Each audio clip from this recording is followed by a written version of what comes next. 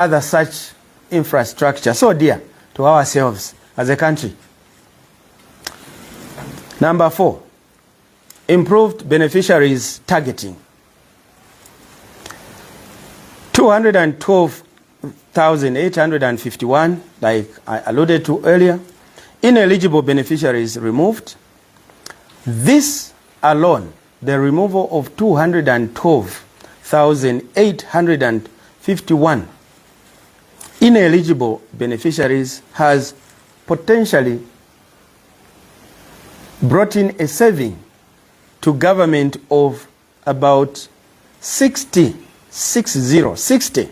million United States dollars. We also like to indicate that as a result of the removal of farmers who were not eligible, the ministry in 2024 to 2025 farming season has recruited new FISIP beneficiaries to the tune of 208,594 first-time beneficiaries. Going forward, therefore, with these benefits outlined under the e-voucher system of agro-input distribution, Cabinet yesterday heard and resolved that going into the 2025-2026 farming season, government through the Ministry of Agriculture will graduate districts from 74 that were involved in terms of e-voucher distribution system in 2024-2025 season. Now, in 2025 to 2026 to the entire country of 116 districts, they will all now be under e-voucher system, meaning that the direct input will be put aside as we go for a system with these benefits. And also, given that e-voucher is easy to integrate digitalization, which made it easier and possible to identify the ineligible farmers, because when you factor them into systems, it is able to show that this same one NRC is hosting, three other NRCs, leading to a possible beneficiation of one person receiving on behalf of 2 or 3 others. That is why Cabinet resolved that we must now go digital to ensure that we reduce pilferage of public resources and improve beneficiation to the target group of our farmers. And going forward, as of Cabinet's hearing yesterday, the FISIP program for 2025-2026 will continue, and that the numbers of beneficiaries will not reduce. The Minister of Agriculture will soon robustly be going around the country to meet various stakeholders in designing a robust framework for monitoring progress under the e-voucher system, and also provide a roadmap, a detailed roadmap for 2025-2026 agro-input distribution, to which I can now say the government has already begun to prepare for the purchase of those agro-inputs for the farming season 2025-2026. I would like to indicate that the President guided yesterday at Cabinet that just like the 2024-2025 farming season, he has directed that the 2026 farming season should go without any challenges to do with agro inputs, and they must be on time, or in fact in time. The President also directed and Cabinet resolved that more money and financiers will have to be brought on board in order to expand the SAF, Sustainable Agriculture Financing Facility, to ensure that farmers with greater capacity to produce should progressively be moving away from the FISIP into the SAF program to leave room for new entrants onto the FISIP program. We would like to indicate that Cabinet resolved in acknowledging that in 2024 and 2025 farming season, the Sustainable Agriculture Financing Facility loan program did not go according to plan, but that is a matter for which Cabinet has taken note of, and that going forward, those teething problems will be dealt with, and that an agreement has been reached with certain participating banks that the SAF loan window remains open throughout the year to give loans to a diversity of agricultural activities, such as those to do with irrigation and or those to do with mechanization, those to do with procurement of animals for draft power, because quite the greater volume of the maize produced in this country is produced by small-scale farmers who rely on animal draft power. The Constitution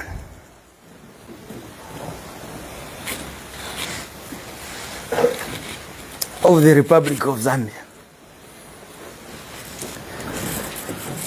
The government has taken note of the various comments and sentiments that are coming out of various sectors of our society, ranging from political parties at large, the church, the student movement, the labor movement, the women movement, the Law Association of Zambia, various stakeholder interest groups, and individual citizens, many of them who call directly, particularly through you colleagues, through your media platforms, to air their views on the proposed amendment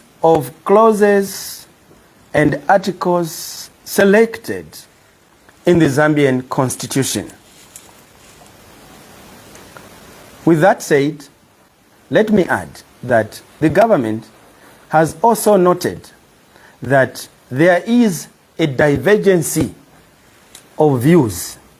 There are those who are pro amendment of certain selected articles and or clauses in the Constitution, those that are non-contentious, that it would be prudent to deal with them now because of the challenges they pose to the smooth administration of governance.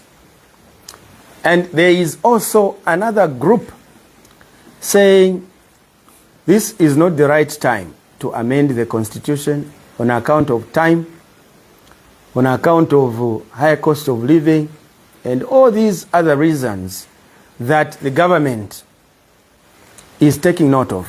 I want to state here that in this particular issue of proposed constitutional amendment, the New Dawn administration of President Hakainde Hichilema will not force and push down the citizens' throat constitutional amendments that have or will not attain minimum consensus by all interested stakeholders in a constitutional amendment or making process. Let me clarify and state here that government is simply a facilitator of proposed constitutional amendments in terms of selected, limited and few clauses and or articles, those deemed that it is expedient and necessary that they be attended to, even for the want of time, given that we are going to the general elections next year. Without delving into detail, I would like the nation to know that within this particular week, the Minister of Justice will present to the nation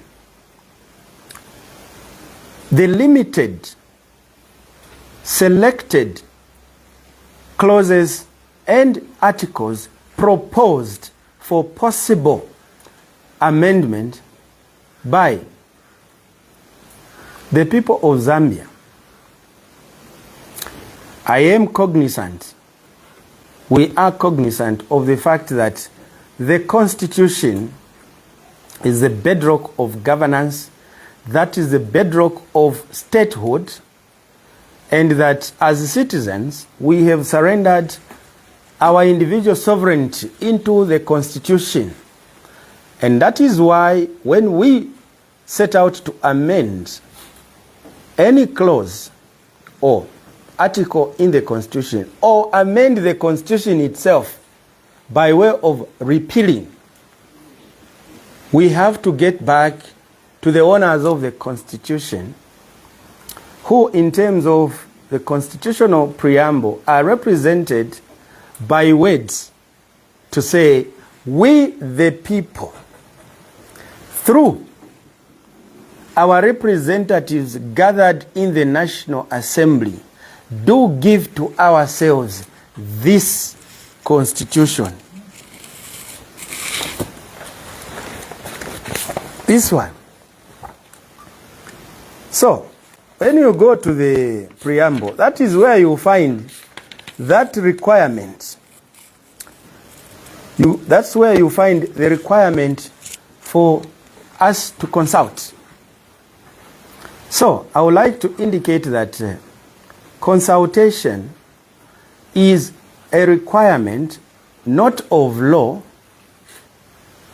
but of moral legitimacy.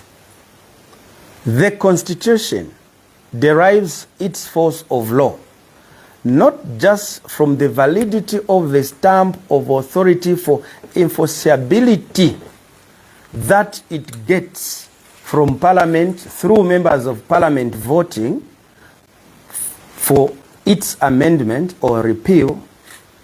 Rather, it is important also for stakeholder buy-in, for minimum consensus to be attained by the sovereigns, the citizens who own this Constitution. Let me now therefore indicate that what is being proposed to be amended are certain clauses in this Constitution which those who are familiar with this Constitution will know that it is expedient and necessary to attend to them, because a number of them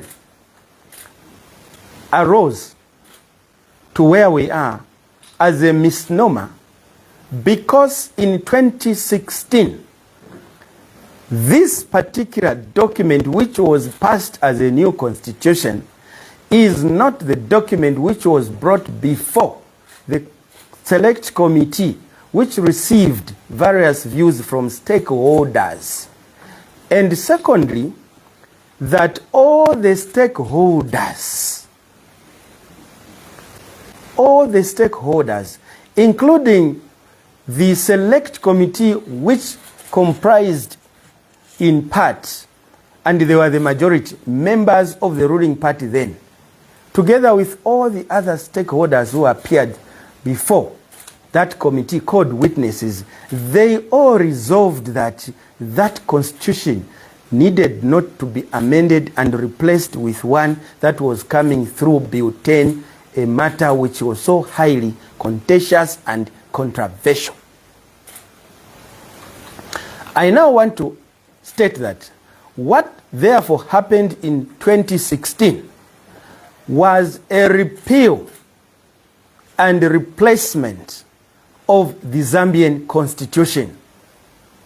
What is being proposed to be done now is not a repeal and replacement of the whole Zambian constitution, rather an amendment of selected and limited articles and clauses in this constitution that have made administration of a people's affairs in this country rather difficult.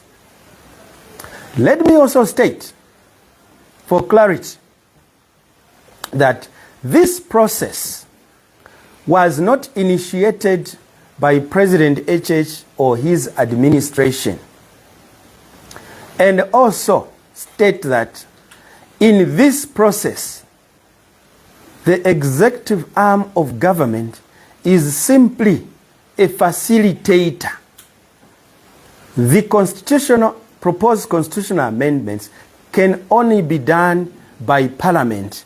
It is Parliament which has the mandate in terms of Article 79 to amend this constitution, not the executive.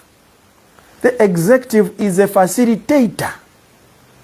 So that notion to say President HH wants to force amendments is a misnomer. Only Parliament can amend the constitution, not the executive. The executive is a facilitator. So I hope we are clear on that particular issue, and to make a distinction that what happened in 2016 is not what is being proposed to happen now.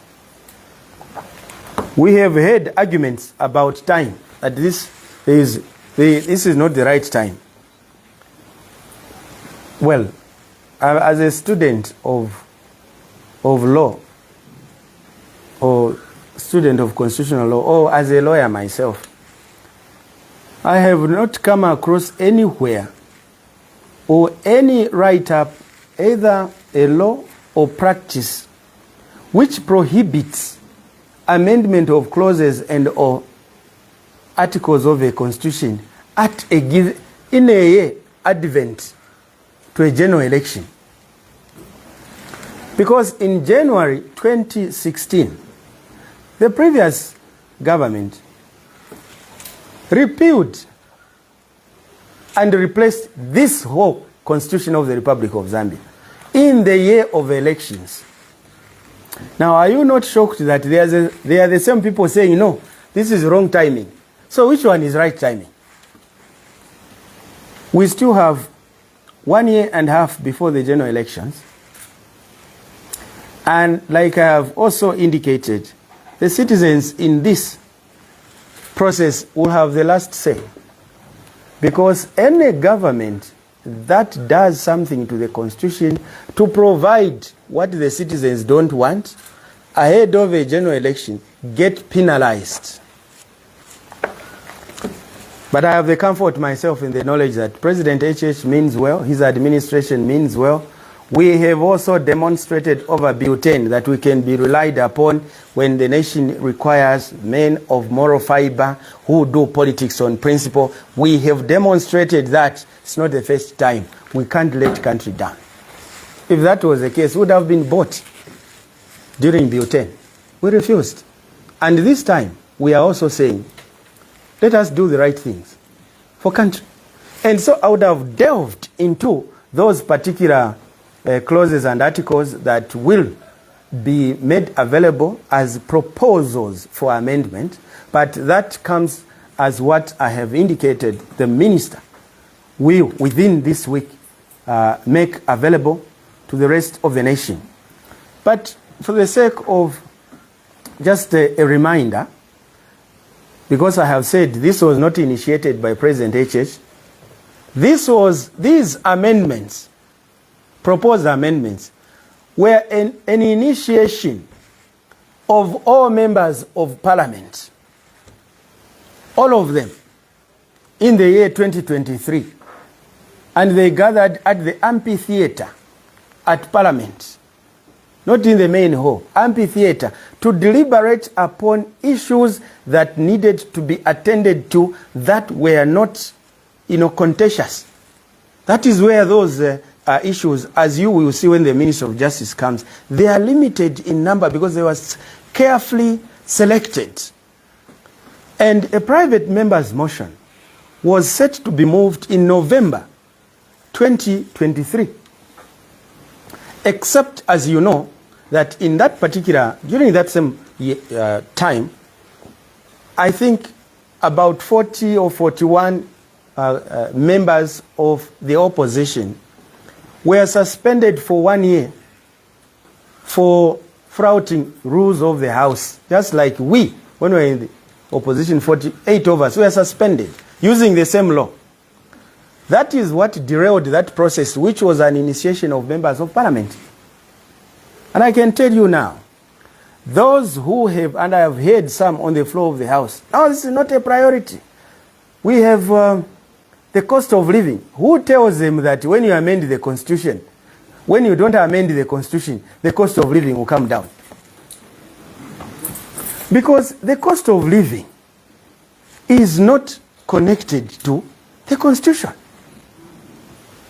The cost of living is presently a function of the drought we have faced as a country, leading us to a disaster situation where we have water deficit for humans, livestock, and wildlife, where we have water deficit for electricity generation, where we have water deficit for production of enough food in order to lower the cost of food at household economics level.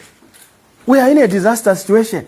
That is what is accounting for an escalation, in terms of the cost of living, coupled with the fact that we're wholly dependent on fuel, which is informed by factors for which many times we have no control. So how do you stand up and link a constitution to cost of living? Say the priority. We must be realistic. Government, right now, President HH has a government of at least 25 ministries and ministers.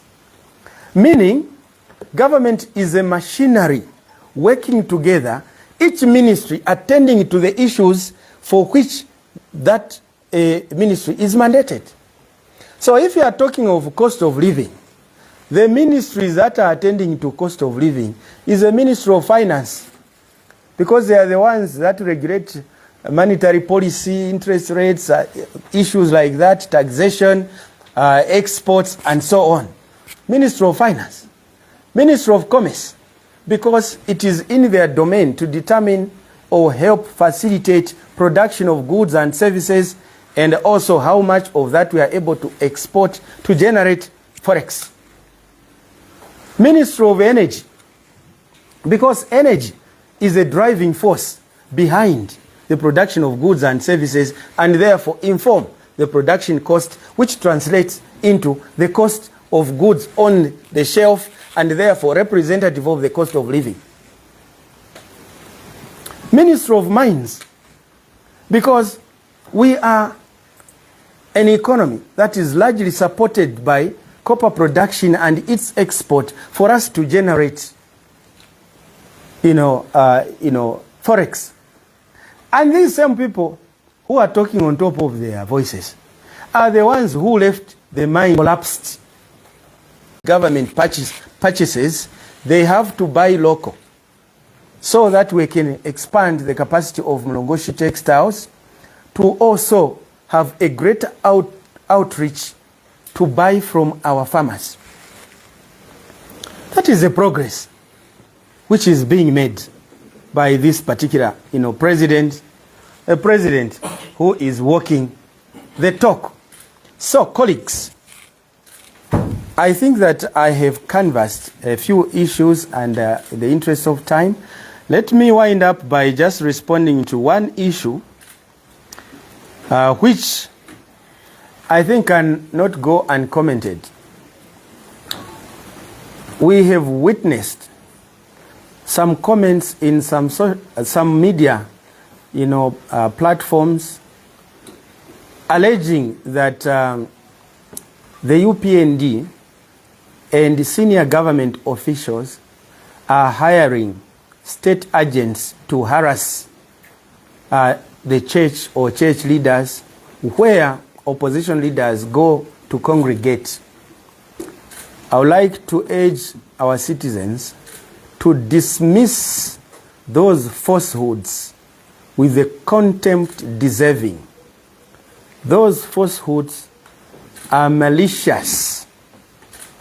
Those falsehoods are calculated to mislead unsuspecting citizens and also try and create political relevance and visibility of those alleged. In the UPND, there is no one state agents or instruct them, because there is no such mandate as a political party. In government, state agents of various institutions work according to their mandate. They don't receive instructions from government officials. Therefore, it is grossly immoral for anyone out there to say that senior government officials are brandishing instructions to state agents to follow and harass opposition leaders.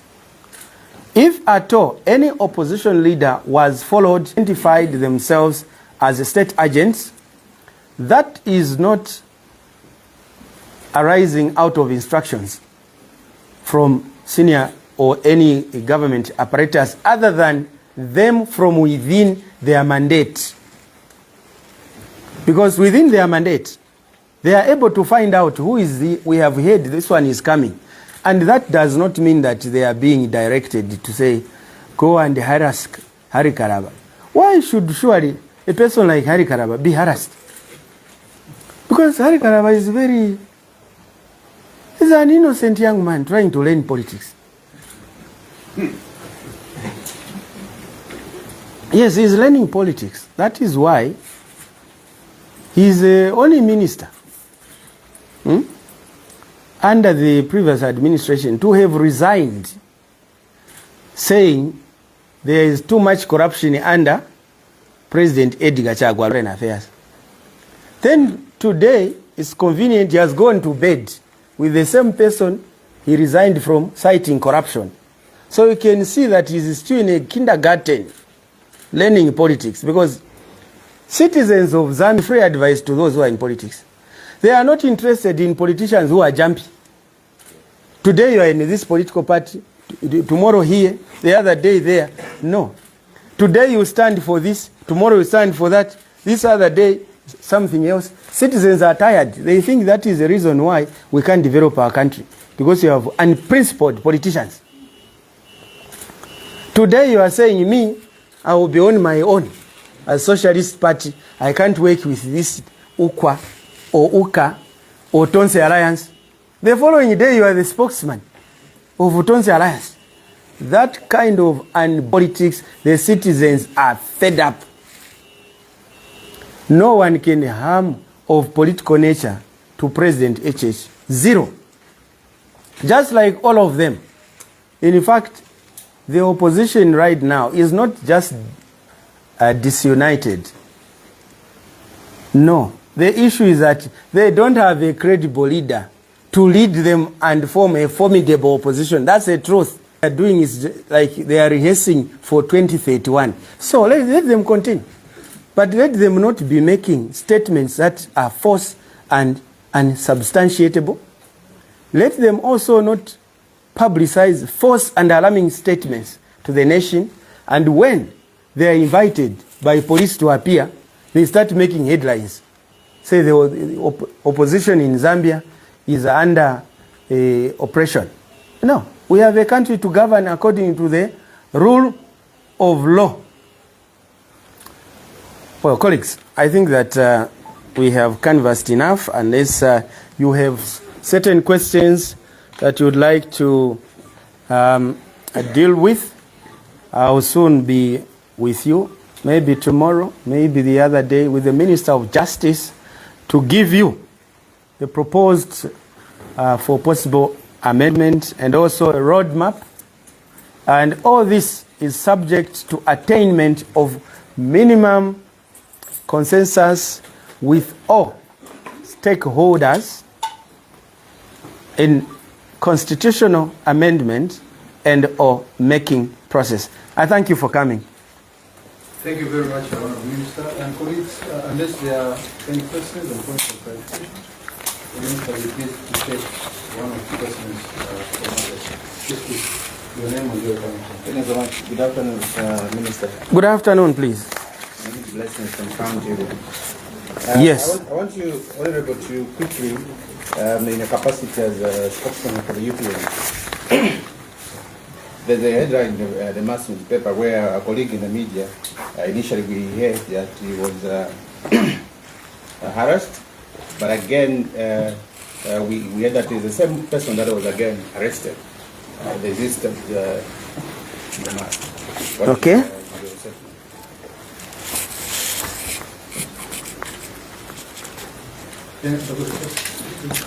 No, Honorable. Just clarification. Your last remarks. Are you saying that the Minister of Justice will present a roadmap for the Constitution together with some of the proposed articles?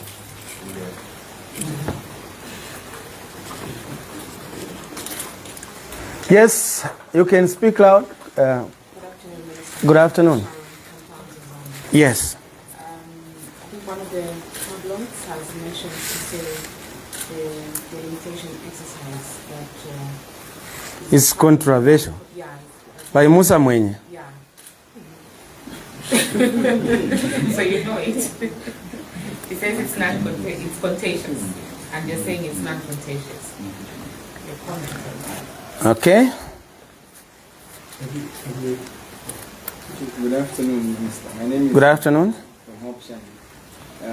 My question is not on the things that you have mentioned. I expected you to give a comment on the SAGE in the sexual abuse-related cases. I know the Ministry of Community Development released a statement earlier, but is there any immediate action that the government is planning on taking? Because it's like the cases keep on increasing as the days go. Okay, thank you. The last, I saw a hand there. Can I attend to it as well? Yes. Honorable, I just did clarification on the Constitution. It says that some of the problems which you are experiencing now in the Constitution are the result of the defective bill which was taken to Parliament, because the original one was not presented. So I sort of lost trying to clarify how was the correct document not taken to Parliament. Is there the correct one? And who could have done that? Okay, thank you very much, dear colleagues. If there will be any other question, you know me, I'm available. Now, the issue of what is in the mass newspaper, I have not yet been apprehended with the facts. See, this is a matter of close interest to me, because if a journalist is going to be harassed, that is a matter which is a domain under my ministry. So we are following up that matter to ensure that the police within a day release a statement. If they are not ready, they should give us the facts, then release a statement to the public. Straightforward. The issue of the roadmap. Yes, I have said the Minister of Justice is coming to give proposed clauses and articles in the Constitution. And that at that same function, that the minister is going to spell out what is expected to be the roadmap. And remember, a roadmap simply tells you the stages that you are going to go through. For instance, as an example this is an example. Emmanuel Mamba should not doctor it to say this is what I have said. No. As an example that maybe there will be, then from there you are going to take the matter to a matter of this nature like any other. All stakeholder groups, Law Association of Zambia, NGOCC, Labor Movement, everyone, they are called there as witnesses to appear before the committee which would be looking into this issue, for them to speak.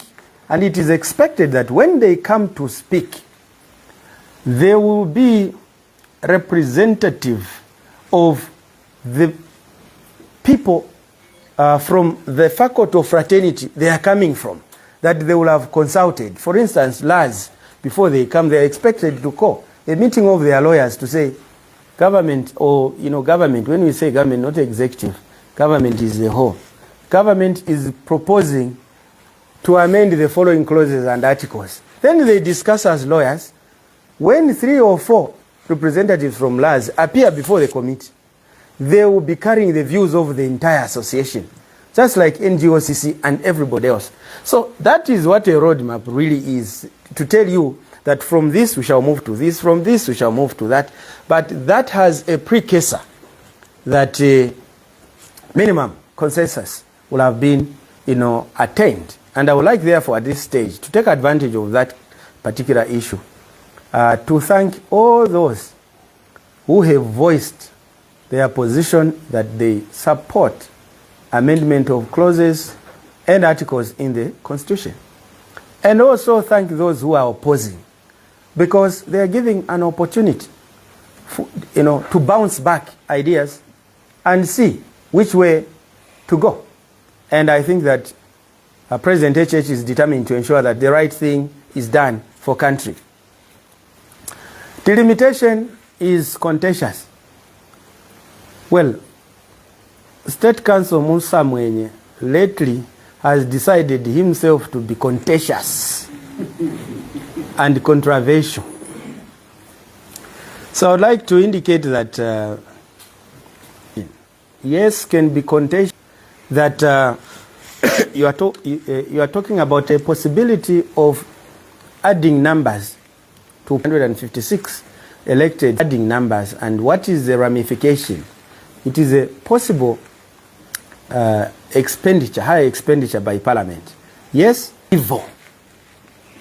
And the State Council Musa Mwenye understands this very well, that sometimes you, at law, you have to commit a lesser evil in order to prevent a bigger evil. It is reasonable to delimitate constituencies, those that are making it difficult for members of Parliament to administer. 1, 2. We have constituencies that are small. I've time and again given an example of Momba constituency. It has 4 wards. Kasempa has 22 wards. Kazungula has, I think, 24 wards. Choma Central has 16 wards. Now, the MP for Momba only has to hold 4 meetings and he will be deemed to have visited all wards. The MP for Kasempa has to hold 22 meetings. What happens? One will be deemed to be visiting electorates. The other one, they will say, no, we don't know this MP from the time we voted. That is leading to high attrition rates at Parliament, where it stands at about 75% current MPs. Us who are there, 75% are not coming in the next term. If we look at the recent history, those are realities. Now, what does that do? It robs the National Assembly of institutional memory and even a certain caliber. That sometimes you have to have some people like you have seen. I don't want to go into that. It is a very important thing. Look at the American representatives. Joe Biden himself was a member of Parliament, if we have to use that term, senator, for 48 years. 48 years. Then he became vice president for 8 years. Then he became president. 12 years plus 48. 60 years in public service. Here you just save 2 terms that, no, we'll move. Remove, where do you want me to go?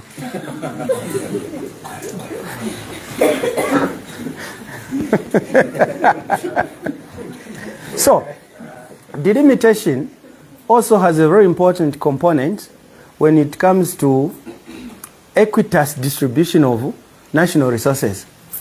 Because the limited population getting the same amount of money with constituencies with a huge population. So when you are talking about beneficiation, for instance, to talk about CDF to revolve within a constituency, it means a constituency with a huge population has the same amount of money to revolve in the constituency, same as one with a smaller number. Now, this has been under debate for a long time at Parliament to say CDF should not be given equally. Can we have those bigger constituencies get more money? That is what is controversial. What is better, therefore, is delimitate so that in terms of geographical spans, you are able to administer the constituency with ease, but also, if you are going to have another constituency over a big constituency, you have 2. It means you now have more money going to the people. You have more money going to the people. 36.1 million. If you divide Kasempa into 2, it means Kasempa will now be receiving 72 million. Isn't that good for the people of Kasempa? And how much would have Parliament spent for an additional member of Parliament? It's negligible. And that's why I was saying, the law of necessity demands that you commit a lesser evil to avoid a bigger evil. Is a law which my elder brother, Musa Mweetwa, understands very well. But again, there is no constitutional making process anywhere, particularly in Zambia, which goes without arguments or controversy. It's not there. There was a Chona Commission, Mvunga Commission, Mungomba Commission, NDF, all these commissions that have gone to inquire. There has always been controversy. And I also want to make it known to the nation that Cabinet resolved yesterday under the guidance and directive of the President that whereas under the Inquiries Act, the President has got powers to cause a Constitutional Review Commission to go and inquire. This time, on account of the fact that we are still in a disaster situation, we don't have luxury of free or easy money to access, there will be no CRC, no Constitutional Review Commission to go around inquiring, but that in the roadmap, it will be stated what will be done. And further, for State Council Musa Mweetwa, need I do to remind him that in terms of Article 58 of the Zambian Constitution, it is a requirement for the Electoral Commission of Zambia that after a span of general elections, the Electoral Commission must revisit the ward and constituency boundaries in order to delimitate so that for ease of administration of governance. It's a constitutional requirement. It's not just a requirement by the MPs who have found it difficult to administer their constituencies. It's the ECZ that are mandated to do delimitation. And in 2019, the ECZ gave a report for delimitation, proposing delimitation in 2019. So there is nothing new here. It is just a question of saying, can we do it now to avoid certain things? And the minister will give detail. You have brought in the issue of the issues that are currently dominated national discourse, issues to do with defilement of young girls. Well, it was not part of my menu. There are so many things I can talk about if I come here and you want me to speak to everything. So many. So I pick on things that I deem fit and relevant to the occasion. I was reporting on what cabinet was updated yesterday and what cabinet resolved. Okay?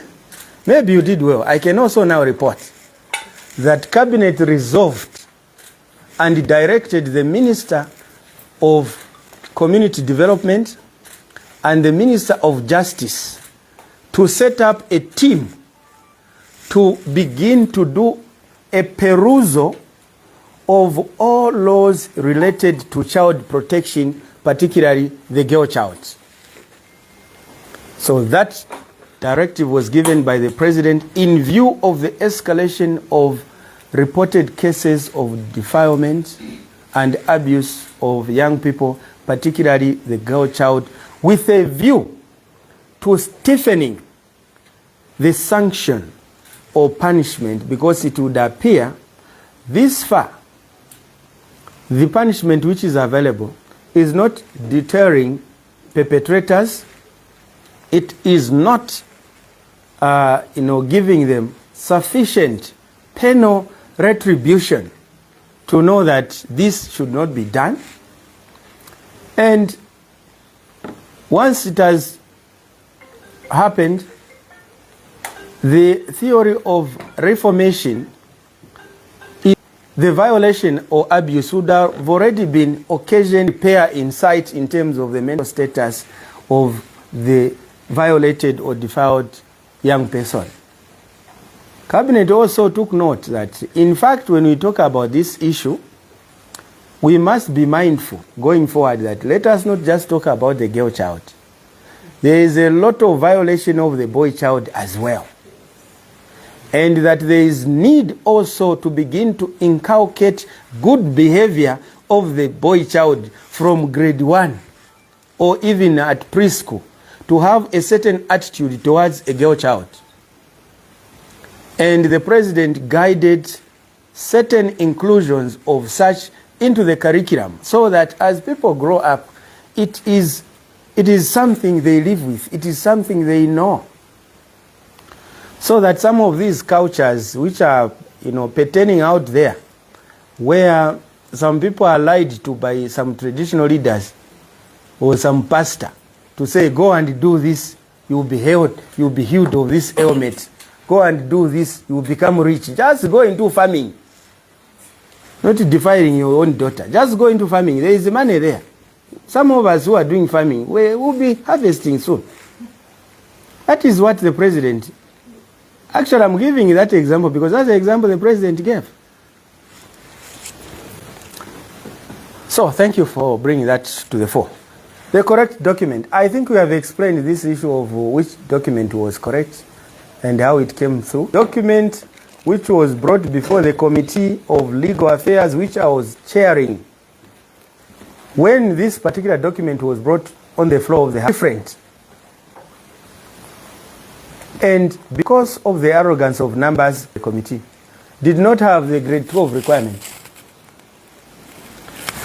This one, which was brought just on the day of voting, talks about grade 12. And that's why you find those who didn't have grade 12s but were MPs, they were shocked to discover that they didn't qualify for 2021 elections.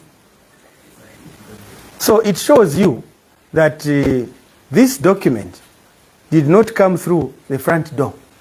It was just pushed in, and that's why we as UPND are proud to have voted clause by clause of this entire constitution, rejecting it. And the reason why we rejected it is now some of these things that we're having to talk about. Colleagues, thank you so much, and have a great day. May God bless our great country as we continue to debate over the Zambian Constitution. Thank you very much, Minister, and thank you very much for coming. We'll call upon you.